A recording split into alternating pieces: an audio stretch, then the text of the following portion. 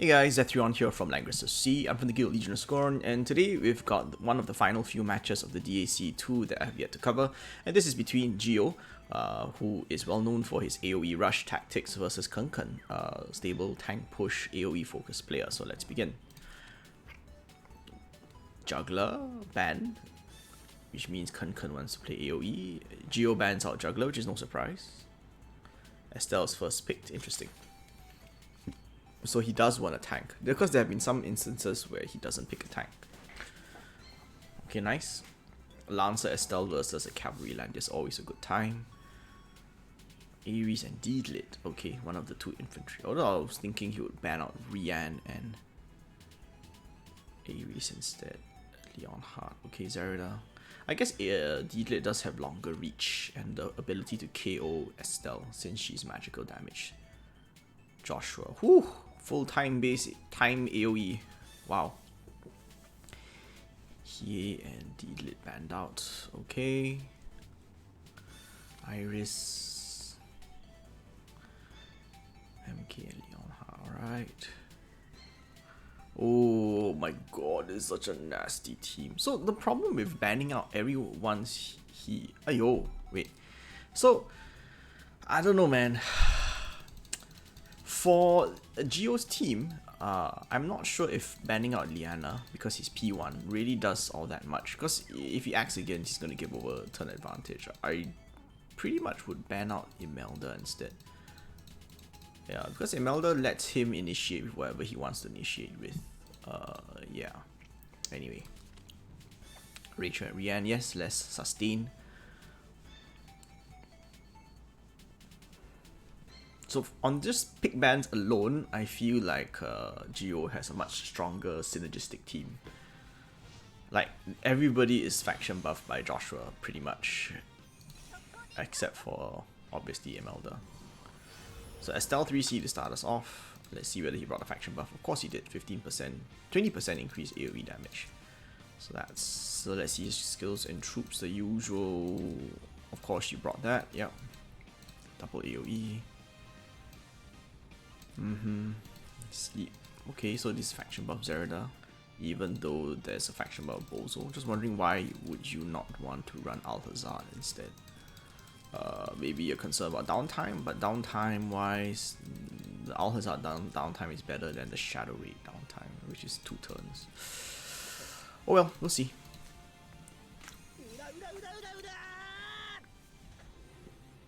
So Kun needs time to set up with his Yusuke especially.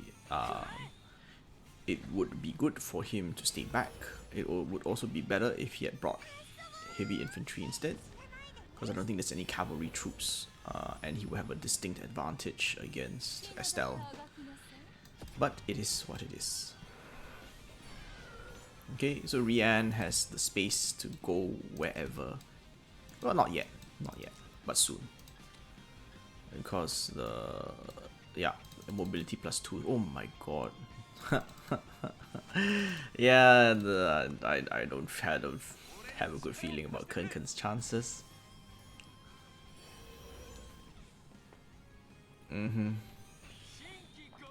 This means he's going in next turn, more or less. Because instead of stacking Ashen Chevalier, he's just transforming. Okay, nice. Transform? No, teleport. How aggressive are you gonna be? Interesting. So that's the standard P1 Leonhardt move. Yeah. He can do that and not bother standing on defensive terrain because he gets to go first. Yeah, nice. Debuff everything. You get a crit debuff some more. Yeah, this is nasty. Oh my god. Oh, that was the biggest threat to Gió's team, and now it's gone. Yusuke is now dead. Yusuke for Leonhardt. We'll take that all day, every. Oh my god, look at the damage. I mean, it does have a type advantage against mages, but that was still Something to behold. 14,033. Was there anything else? I guess this is just his own faction buff. Oh, Imelda. No, this is not Imelda. This is from Estelle. Yeah. Unit damage. Oh, no wonder. So 20% increased AoE damage, 20% increased damage from Imelda, and 10% increased damage dealt from Estelle's this thing, Maiden of Light. Oof. Oh my god, 50% increased damage, and that just obliterated the poor Iris, who obviously wasn't on any, you know, like bracer or whatever. Whew. Yeah, I mean, that's it. It's game over, man. There's no need to play on, man. Rian is just gonna have your way with his debuffs. Let me look. Can he reach? 1, 2, 3, 4, 5. Can you reach? 1, 2, 3, 4, 5. Yeah, he can reach with Phantom Raid. So there is a follow up, isn't there?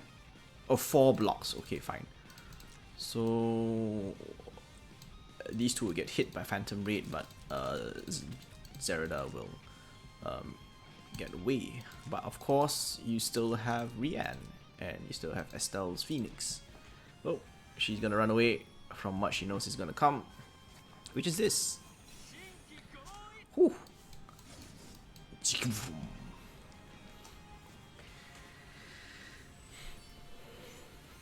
Sleep. I don't know, man. The damage is already done, dude. Boom, boom. Yeah.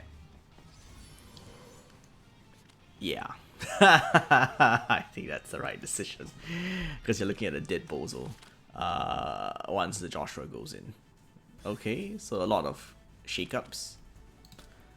Ken put in a Claret and a Hie, try to counteract Long Legs, try to counteract Gió's rush, or outtrade him at the very least. Luna's in for another source of movement enhancement. Licorice is in as another half healer AoE, I suppose. I'm surprised he kept the Leonhardt as P2. P2 Leonhardt's not as strong. Anywhere near as strong as P1 Leonhardt. Okay, same thing. D-Lit and Ares ban. In case he gets to pick his Estelle, which it looks like he is. Claret, okay. She can only really keep one person in check though. Your Claret can only do so much. And now the Ares even outranges the Claret. Yeah, so that's nasty. Weiler, okay, sure. Joshua again. Joshua and Imelda, my goodness, the crazy increase in damage dealt is just something to behold. Okay. Not a lot of sources of healing though. You probably should pick your Iris. Rian, okay. So this is just all out balls to the wall rush because both his tanks got banned. This will probably be a Zerida pickup, I think. Oh, Liana, interesting. He values the act again more than the Zerida. For P2, Liana is always more valuable because you can flip the turn order and get to go first once you use your act again. However, there is a... No, he didn't. He didn't bring regroup to try to counteract that. Alright, fine. Iris Temper, Mass Heal, standard. Okay. AoE Ares, as expected. The usual for Imelda. Okay, let's go.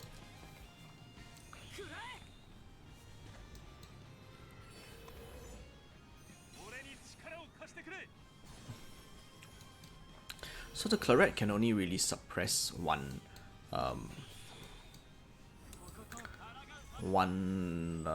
target.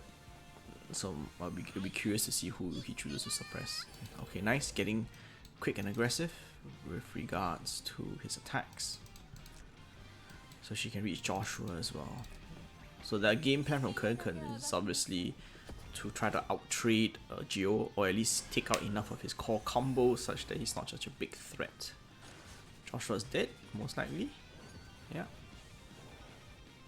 Although maybe it's hard to think of whether the Rian would have died, because it feels like That's a higher priority. Okay, so he's gonna initiate, and he's gonna go everywhere. Yep. Oh, nice. I get. Let's see the teleport though. Oh, GG. There's someone within the range. I mean, you have to be pretty darn unlucky to. Let's see the range of this thing. Is this 4 or 3? I think it's 3, right? Span of 4, but range of 3. So if you had AoE'd and there was nobody here, then the Rian cannot follow up. But because Landius landed in this position, it's perfect for what's his name? For Rian to follow up. And obviously this is within range of everybody that is relevant. 2 rings. 1. Oh, he did it here. 1, 2. Nice. He didn't want the Weiler. Okay. He didn't want to kill the Weiler before his time. Because he could have gone here and damaged the MK as well. But he deliberately chose to move 1 square short and just teleport these 3 units. Okay. And then the Rian will come in. Oh, wait. He can go from here. Okay, okay. Never mind. Ignore what I said then. Not that unlucky. He will have a guaranteed follow-up no matter what he did. Oh, God. He clocked that as well. Oh, you're dead. Pretty much. I think you're dead, sir. Watch the Rian go again. Oh, there we go.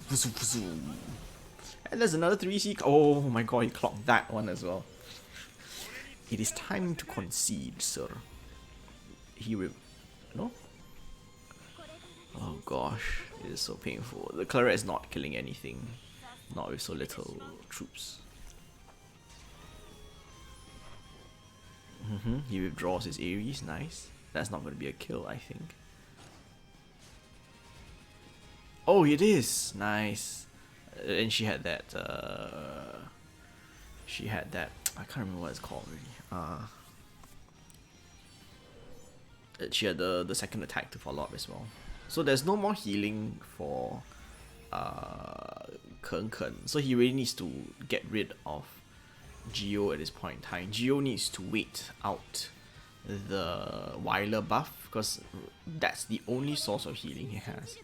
So it's not worth it for him to attack his Ken Ken's units when the Weiler buff is still there. So basically Ken Ken really needs to make something happen while the Weiler buff is still on. Otherwise he's going to lose the war of attrition against Gió, more or less. Yep. Last rites will make it... Oh wait, no, there's the... What flash? Lightning flash. Okay, so he loses his only offensive threat. Things look bad for Ken Ken. However, now the Weiler buff is gone. So let's see what Gió can make happen with Imelda and Liana. This is gonna be fascinating.